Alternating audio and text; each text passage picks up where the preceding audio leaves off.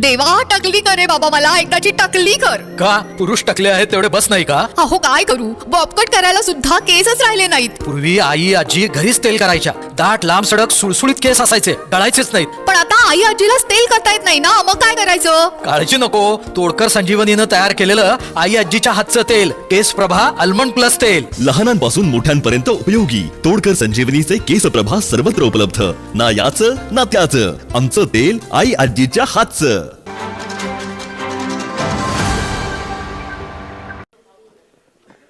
सातत्याने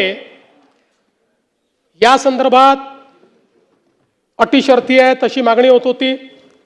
आज जवळपास आमच्या रणधीर सावरकरांच्या नेतृत्वात महायुतीचे सर्व आमदार मला भेटले आणि त्यांनी सगळ्यांनी मागणी केली की ही 50,000ची अट तुम्ही काढून टाका.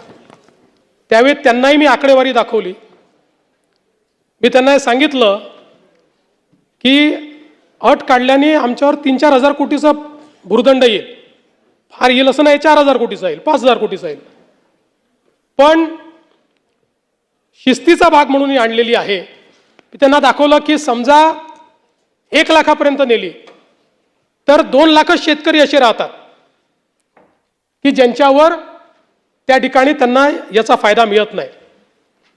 पण तरी देखील सगळ्यांचं मत होतं की 2 लाख शेतकरी का सोडता. केवळ त्याच्याकरता शेतकऱ्यांमध्ये अशी भावना होईल की कोणाला ठेवलं आणि कोणाला वगळलं. त्यामुळे मी आर्थिक शिस्त सांगत होतो आणि ते लोक मला हे सांगत होते की आपण व्यापक विचार केला पाहिजे आणि शेवटी लोकशाही आहे, त्यामुळे लोकशाहीमध्ये त्यांचा व्यापक विचार मी मान्य केला. आणि आता हे जे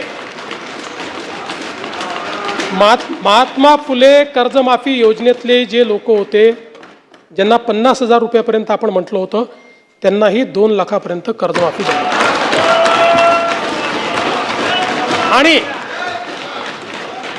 त्यासोबत 26-27चा जो नियम आहे तोही वगळण्यात येईल. आता आपल्याकडे तर सगळं आहेच. 26 मध्ये कोणी कोणी पैसे भरले आहेत. जसं यांनी सांगितलं 95% लोकांनी पैसे भरले. त्यामुळे आता त्याच्या आधीच्या 3 वर्षातले कुठलेही 2 वर्ष ज्यांनी रेग्युलर भरलेले आहेत ते सगळे लोक याकरता पात्र होतील. पुन्हा सांगतो, पहिल्यांदा राज्य सरकारने हा निर्णय घेतला आहे. यापूर्वी कधीही असा निर्णय झालेला नाही.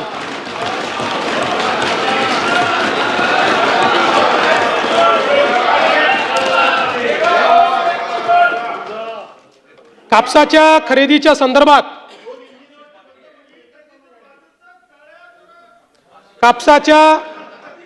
खरेदी संदर्भातही 7,710 प्रति क्विंटल या आधारभूत किमतीवर आपण 136 लाख क्विंटल कापूस खरेदी केलाय आणि त्याकरता 10,883 कोटी रुपयाची चुकारे हे त्या ठिकाणी दिलेले आहेत. सोयाबीनच्या संदर्भात 3,198 कोटी किमतीचा 6 लाख टन सोयाबीन आपण खरेदी केली आहे. कांद्याच्या संदर्भात जवळपास 14,687 मेट्रिक टन कांदा खरेदी केलाय आणि कांद्याचा खरेदी दर आपण 2125 केल्यामुळे आता बाजारामध्ये तो 2500 ते 3,000 इथपर्यंत पोहोचलेला आहे.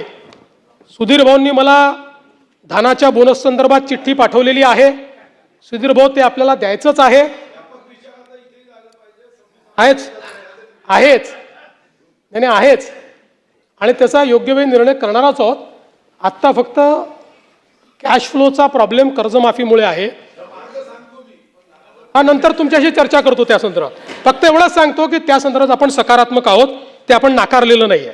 ताज्या घडामोडी पाहण्यासाठी माझा महाराष्ट्र न्यूजला आजच सबस्क्राईब करा.